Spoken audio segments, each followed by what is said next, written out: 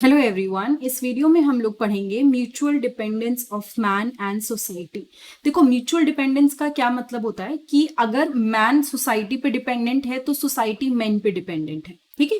So the mutual dependence of man and society refers to the reciprocal relationship between individuals and the social structures and institutions that surround them। reciprocal relationship मतलब suppose आप किसी के लिए कुछ कर रहे हैं तो वो आपके लिए कुछ करे। ठीक है। तो म्यूचुअली डिपेंडेंस का मतलब हुआ कि अगर एक मैन सोसाइटी पे डिपेंडेंट है तो सोसाइटी भी पूरी तरह से मैन पे डिपेंडेंट है। It recognises that individuals are shaped by society.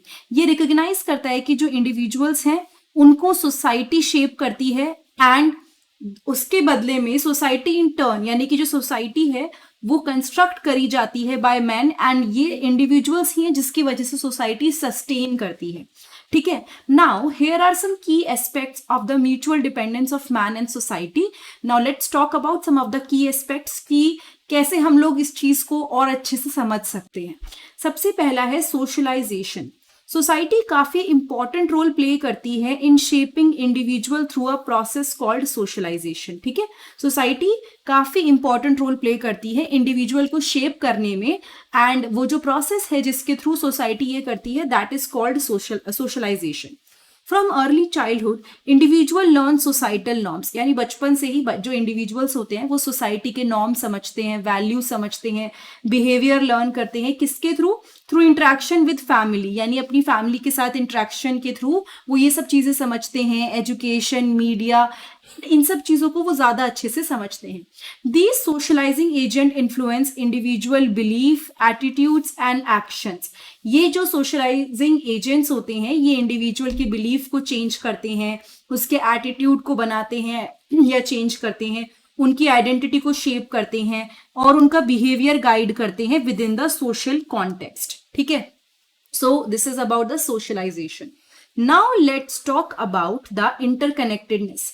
Individuals are inheritedly social beings, यानी कोई भी पर्सन आप ले लीजिए, हमेशा से याद रखिएगा ह्यूमन एक सोशल एनिमल है, मतलब कि उसको सोशल इंटरेक्शन की जरूरत है एंड ऑब्वियसली उनकी जो वेल बीइंग है कि वो ठीक है, उनकी जो डेवलपमेंट है कि सही तरह से डेवलपमेंट हो, उसके लिए जरूरी है कि वो अपनी सोसाइटी के साथ कनेक्टेड रहें। Human being rely on social interactions, relationship and cooperation for their physical, emotional and intellectual need.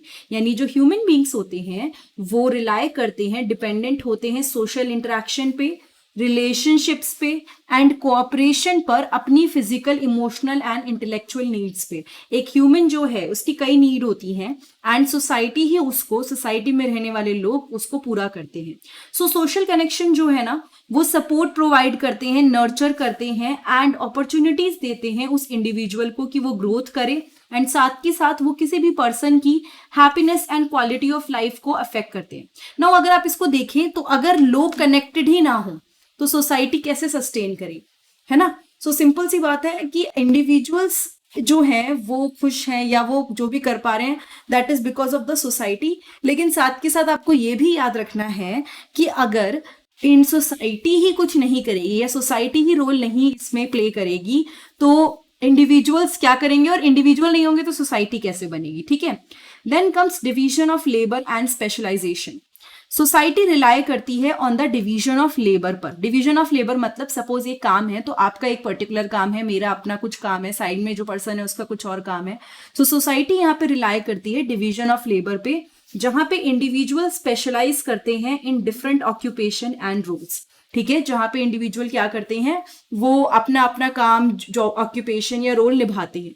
Through this division, individual contribute their unique skills, knowledge and abilities to the collective functioning of the society. Due to this division of labor, इसकी वजह से ही individual contribute करते हैं अपने skills या knowledge या abilities जो हैं सोसाइटी की फंक्शनिंग में। The interdependence of different occupations and roles create an interconnected web of social relationship।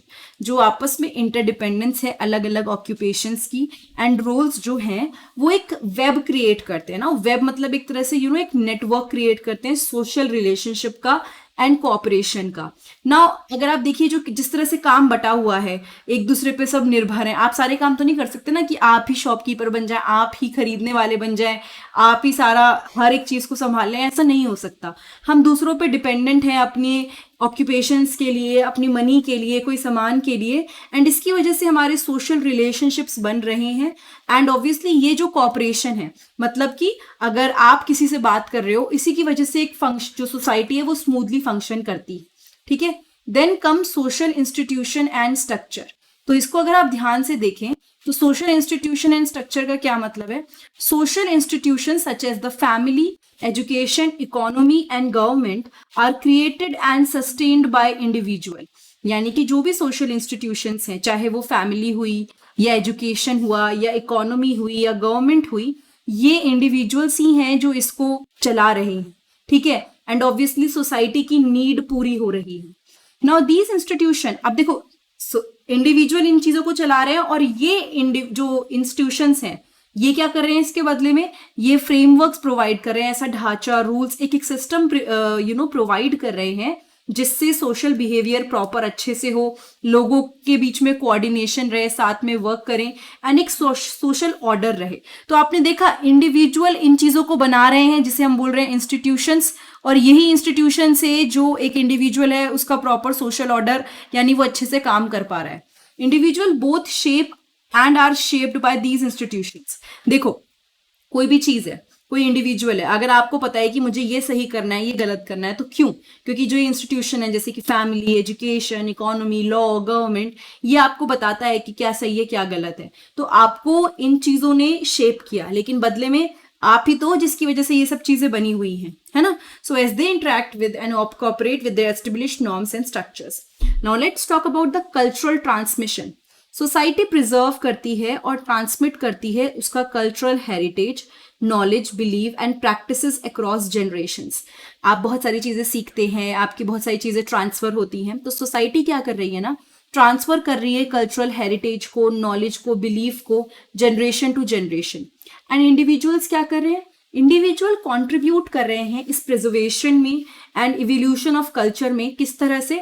कि वो ट्रेडिशंस को पास कर रहे हैं, कस्टम्स को पास कर रहे हैं, वैल्यूज को पास कर रहे हैं टू फ्यूचर जनरेशन, ठीक है। At the same time individuals action and interaction contribute to the dynamic nature of culture. Simple सी बात है, सोसाइटी की वजह से आपके अंदर कल्चर को लेके, नॉर्म्स को लेके, वैल्यूज को लेके चीजें आ रही हैं, लेकिन आप ही, ये आपके अंदर ट्रांसफर हुई, ह्यूमन लिख देती हूं यहाँ पे, लेकिन आप ही तो रिस्पॉन्सिबल हो कि ये चीजें किस तरह से शेप अप होंगी। इंडिविजुअल का एक्शन या उनका इंटरेक्शन वही तो हमारे एडेप्टेशन को या ट्रांसफॉर्मेशन को देख रहा है। अगर लोग ही नहीं होंगे, लोग ही नहीं इसको मानेंगे तो कैसे काम चलेगा। सो आप देख सकते हो कि किस तरह से दोनों एकदम एक दूसरे पे डिपेंडेंट है। Then come social change. Society is not static, मतलब कि वो हमेशा चेंज होती रहती है, इवॉल्व होती रहती है, और इंडिविजुअल्स इसमें बहुत इंपॉर्टेंट रोल प्ले करते हैं कि वो सोशल चेंज में अपना रोल कुछ कंट्रीब्यूशन करते हैं। कैसे? अपने आइडियाज के थ्रू, एक्शंस के थ्रू, कलेक्टिव मूवमेंट्स के थ्रू। मूवमेंट्स जो हैं for social justice, human rights and political reforms are often initiated by individual who recognise the need for change and work towards it. यानी इसने क्या बोला कि सोसाइटी हमेशा चेंज होती रहती है, इवॉल्व करती रहती है, और इंडिविजुअल इस सोशल चेंज में बहुत इंपॉर्टेंट रोल प्ले करते हैं, क्योंकि जब नए आइडियाज आते हैं, नए एक्शंस आते हैं, जब मूवमेंट्स होते हैं, तो फाइनली कुछ चेंज आता है। मूवमेंट जो किसी जस्टिस को लेके या ह्यूमन राइट्स को लेके, पॉलिटिकल रिफॉर्म्स को लेके जब होते हैं, तो तब होता है जब इंडिविजुअल को पता चलता है कि मेरी क्या नीड है और मुझे इस तरफ चेंज होना पड़ेगा या चीजों को चेंज करना पड़ेगा। सोसाइटी क्या करती है इस सब के रिस्पॉन्स में? कि वो भी अडॉप्ट करती है। तो अगर ह्यूमन ने चेंज लाया, ठीक है, ह्यूमन ने चेंज लाया, तो सोसाइटी उसे एक्सेप्ट करती है। एक्सेप्ट द चेंज, उस चेंज को एक्सेप्ट कौन कर रहा है? सोसाइटी कर रही है, ठीक है। एंड ऑब्वियसली अपनी सोसाइटी के मेंबर्स की नीड और एस्पिरेशन के अकॉर्डिंग वो अपने आप को बदलती है। Now let's talk about identity and belonging. Individual identity is shaped by social factors. किसी भी पर्सन की आइडेंटिटी बहुत सारे फैक्टर से शेप होती है। including cultural, ethnic, gender identities as well as social roles and group affiliations. ठीक है, इंडिविजुअल आइडेंटिटीज शेप होती है किसकी वजह से? कई सारे सोशल फैक्टर्स की वजह से, चाहे वो कल्चरल हुए, एथनिक हुए, जेंडर आइडेंटिटीज, इससे आपको पता चलता है। जैसे मैं अगर बोलूँ आई एम एन इंडियन, ठीक है, और उसके बाद हम देखते हैं कि अच्छा मैं ये लैंग्वेज बोलती हूँ, ये मेरा कल्चर है, मैं यहाँ पे मुझे ये फेस्टिवल सेलिब्रेट करना अच्छा लगता है। तो ये सब एक सोशल फैक्टर्स हैं जो मेरा सोसाइटी ने और आसपास की चीजों ने मुझे ये आइडेंटिटी दी है। ठीक है, तो इंडिविजुअल को एक सेंस ऑफ बिलोंगिंग है। तो ऐसा तो नहीं है कि मैं बोलूंगी नहीं मैं किसी भी देश से नहीं हूँ, ऑब्वियसली मेरे को एक सेंस ऑफ बिलोंगिंग है अपने देश के लिए, एक रेस्पेक्ट है अपने देश के लिए, है ना। सो हम लोग individual derive a sense of belonging and अपनी आइडेंटिटी उन्हें मिलती है किससे? सोशल ग्रुप्स में, कम्युनिटीज में एंड सोसाइटीज में रह के, वहां का पार्टिसिपेशन करके। सेम टाइम पे अब ये तो हमने बोल दिया कि इंडिविजुअल को सोसाइटी ने एक आइडेंटिटी दी है, एक बिलोंगिंग दी है, लेकिन सेम टाइम पे अगर हम बात करें तो इंडिविजुअल ही मिलके तो क्या बना रहे हैं? ये पूरी की पूरी सोसाइटी बना रहे हैं। तो मतलब इट्स अ सिंपल कंसेप्ट, लेकिन उसको थोड़ा सा डिटेल में पढ़ा दिया गया है, बट कुछ नहीं है, बहुत बेसिक कंसेप्ट है कि इंडिविजुअल कंट्रीब्यूट कर रहे हैं to the construction of collective identities, अपनी वैल्यूज के थ्रू, नॉर्म्स के थ्रू, कलेक्टिव एक्शंस के through.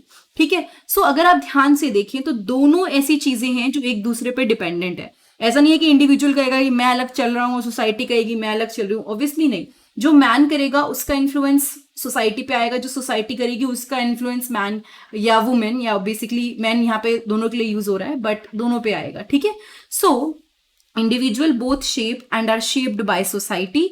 Their actions, belief and choices influence the functioning, development and transformation of society as a whole.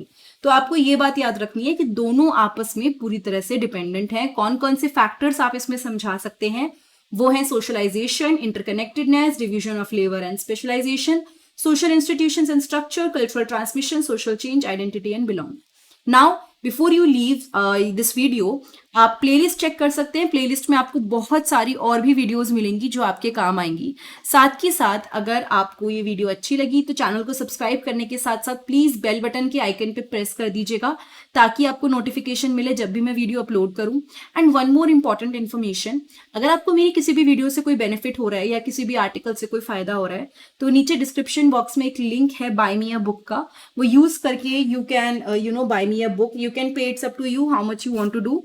And साथ ही साथ अगर कोई डाउट है या कोई चीज नहीं समझ में आई है तो प्लीज कमेंट सेक्शन में कमेंट करिएगा।